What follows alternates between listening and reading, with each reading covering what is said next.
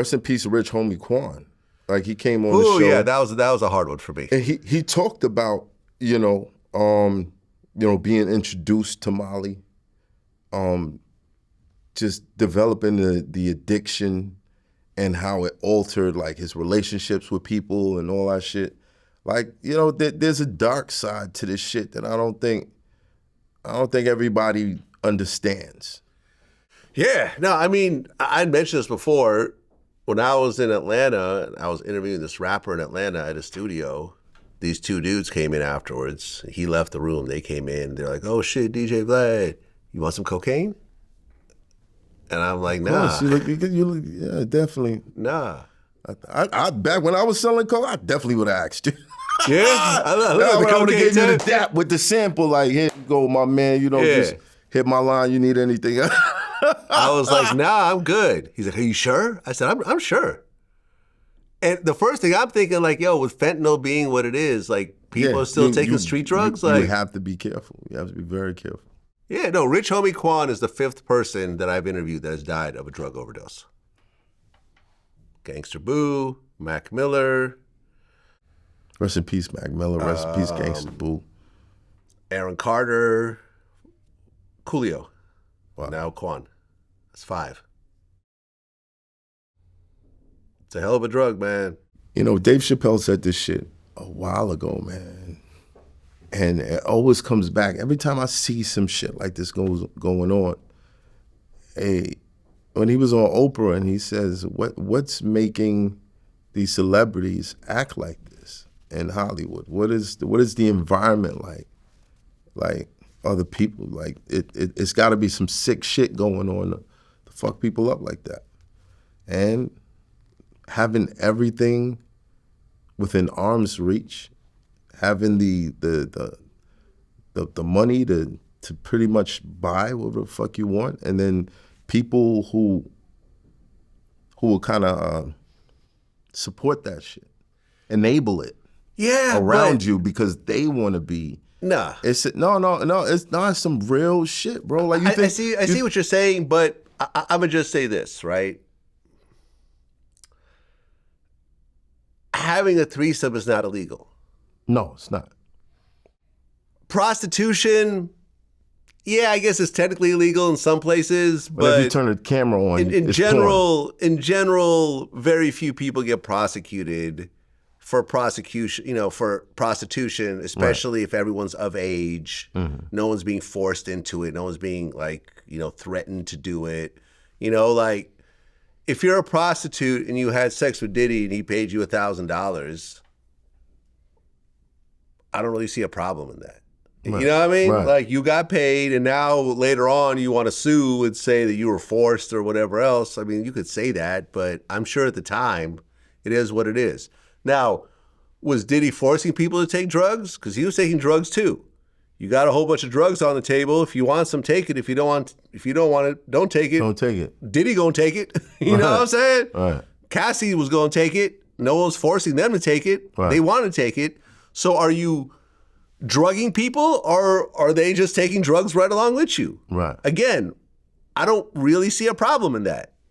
I don't think anyone's holding someone down and putting cocaine down their nose. Putting a straw in their nose. Yeah, like blowing the cocaine. Cover his mouth. Cover his mouth. Yeah, you're gonna do these drugs. I don't really see it. In a mansion, someone tied to a chair, like, no, I don't want to take the drugs. Not the Molly again. Not the Molly. Not the Molly. I can't see it. I can't see it, bro. They're all indulging. That's what it is. They're indulging. They're all fucking indulging. I haven't heard one person come out and say, well, I was there, I took a drink, and then all of a sudden, all my clothes were off, and there were like 5 guys standing around. I haven't heard one person say that. No one's pulling the Bill Cosby routine saying that he, slipped a Spanish fly in my drink and, a Quaalude, and I woke up and I didn't know what was going on. Sounds like everyone was in on it. People wanted to party with Diddy. Do a little Google search of everybody saying, ain't no party like a Diddy party. Yeah, there's lots of them. Listen, let's just keep it 100. Me and you would have loved to go to Diddy parties if we were invited. No. Really? You wouldn't have gone to a Diddy party, to a white party? You wouldn't have gone to a Diddy white party if you were invited. You would turn down that invitation? Seriously? As a rapper today? Not today. Okay. A year ago. Like a year ago? A year ago. Invites me to a party. If Diddy invited you to a white party, you would go. Don't lie and say you wouldn't. And so would I. Okay. And so would I. Just like white party, if Hov invited you to his like whatever Sunday, whatever what do you call those Hov parties? The brunch, the Rock Nation brunch. Oh yeah, I'm going to that. You're going. Just like you would go to it's during the day, everybody's clothes on. Right. You but you would go to a Diddy party also. Leonardo DiCaprio is going to Diddy party. What? I'm going to keep it 100. I would definitely go to a Diddy party. Right. But if I turned the corner and I saw 1,000 bottles of lube, I'm getting the fuck out of there. Me too. Immediately. Me too. I gotta go. Something's going on with my kids. Right. I need to leave now, expeditiously. Yes. I get it. I need to leave this place. Because listen, obviously there are parties within the parties. Right.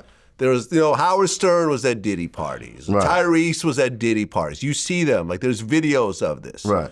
But then at one point, it got a little late, and the big celebrities will go home, and there's rooms in the back, and they would, do their thing with the male and female prostitutes and whatever else.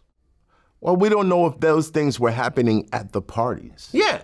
Sometimes they were, sometimes they weren't. That shit could have been just a private situation with them. We don't know. I mean, that's what Roger Bond said. Like, basically, Diddy would for example, when the video came out with Diddy chasing, Cassie, down the hall in the Intercontinental, I remember I said, the first thing I said, I was on Twitter, I said, one thing that's weird to me is that he's staying at the Intercontinental, which is like a 4-star hotel. It's not, as someone of his financial caliber, right.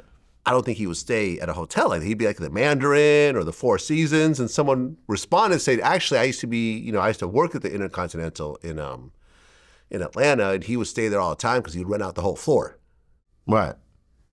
When he was running down that hall, it didn't seem like he was worried about another guest opening the door and seeing him. Exactly. Seemed like he was very comfortable in his towel, cameras. Didn't care. Yeah. I got this. So that's what he would do. He would rent out a whole floor, and he would have these freak-offs, and he'd invite the male prostitutes and stuff like that. And Roger Bond said he would see them going up the elevator. It looked like, okay, there's a window by the hotel, by the hotel window, by the elevators. Yeah. The sun is up. So this is probably like the next day to come down the bullshit. You know what I mean? Cocaine makes you very aggressive, very, very, very problematic. You know what I mean? Okay. And there's no excuse for the behavior. I think at a certain point, you just got to look at shit and be like, okay, how did this work for this person? And then that person, and then that person, and then that person.